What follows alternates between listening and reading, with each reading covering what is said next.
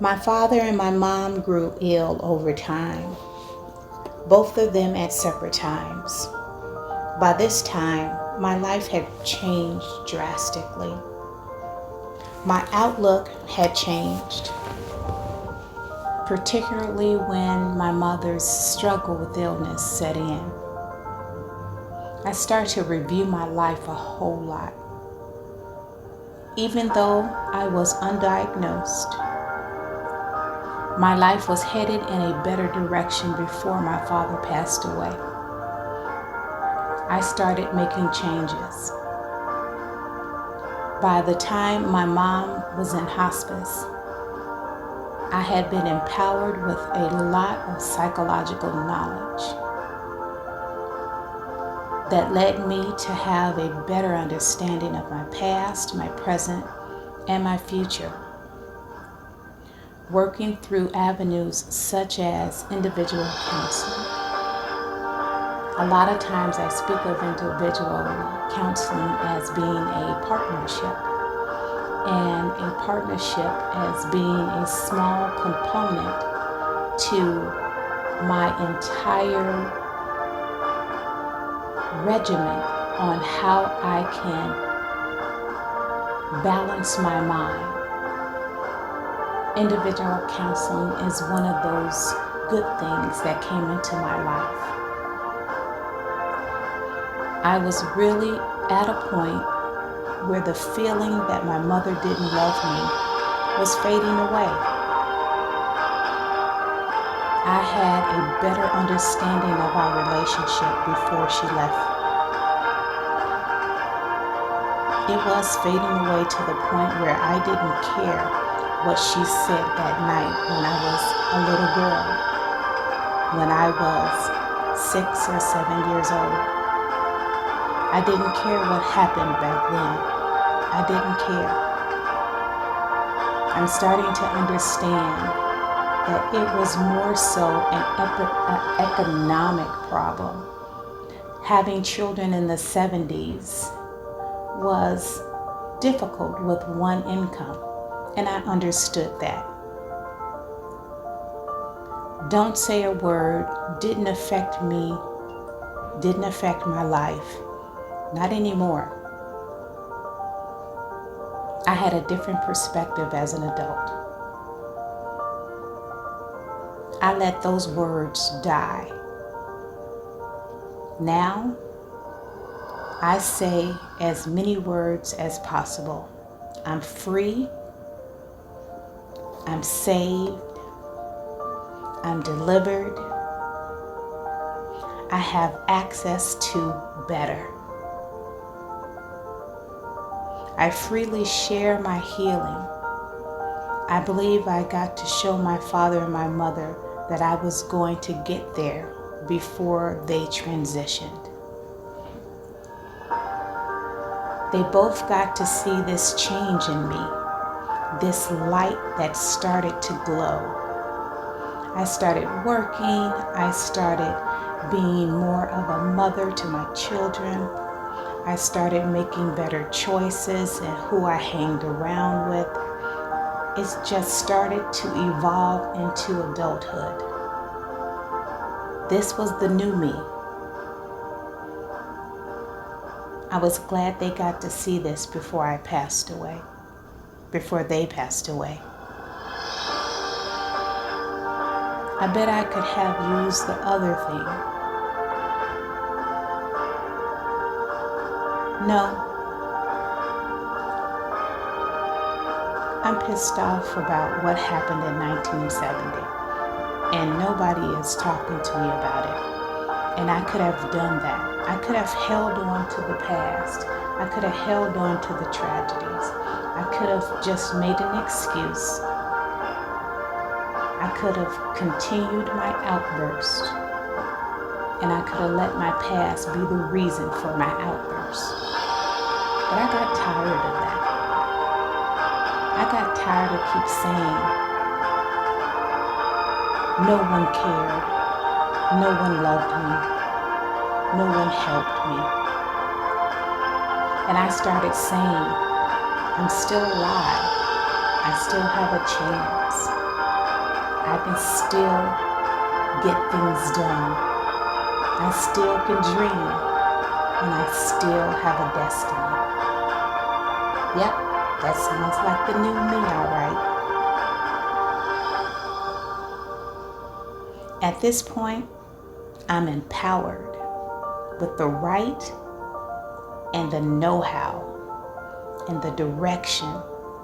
And now I feel the actual love, the actual loving me. That's what it feels like. It feels whole. It feels 100. I feel like I don't need one to gratify, to fulfill me, to fortify me. I feel like I have it already in myself. The only thing I need to do is tap in to my internal love. I started doing that at a young age. My father endured health problems toward the end of his life. He had a stroke, and his lungs were choked with metal dust from working in a metal mill. A development that began over time, and he worked as a welder. Here's my dad, my hero, my super dad.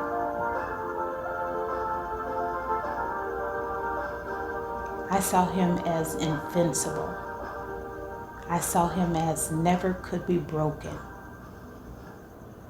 The last 30 years, not too long after the grocery store closed, my dad worked as a welder. He didn't let up. He woke up, he went to work, he came home, he went to bed, he woke up, he went to work, he came home. He repeated that for years. So when he fell ill, we did not give up on him either. We rallied around him to make sure he was comfortable. We made sure he was safe, and we made sure that he saw all his children thriving. That's one of my dreams that I had the chance to fulfill before he left this earth. He saw me thriving, even if it was the small things. Me going back to school, he came to my graduation.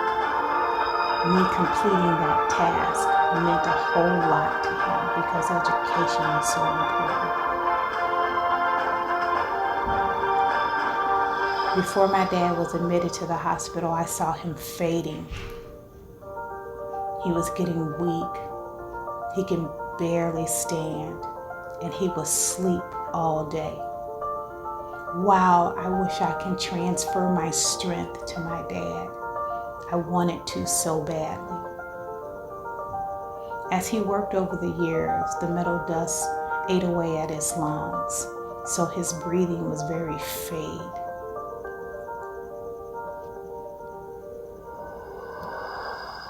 Over time, his breathing became lesser and lesser. It got to the point where we had to put a bathroom close enough where he can stand up, use the restroom, and then go directly back to bed because he was so weak. I'm glad I watched my dad be strong when he was weak, because it taught me in mental illness, life challenges, I have to be strong even though I am weak. I have to press through things even though they're tedious and they're hard and they hurt. I still have to keep going. He left that message for me, and I took it to heart. So now, here's my message for my mom before she leaves the earth. Remain strong and remain loving and remain a giver of the message when you are down and life hands you hard challenges. You take those challenges and you step over them. But don't step over them alone. You step over them with me in your heart, and you step over them with your dad in your heart, and you step over them with a teachable moment for the next generation. You turn around and hand the baton to the next generation because they're going to get another turn. They're going to get an opportunity to see those challenges in a different way, but there'll still be challenges. You're going to send a message with the way you live. You're going to send a message with the way you speak. You're going to send a message with mental illness as being just something you balance throughout the day. It doesn't control you. It doesn't take over your life. You fight it. You fight it with tooth and nail. And you show the world that you can thrive with mental illness no matter what.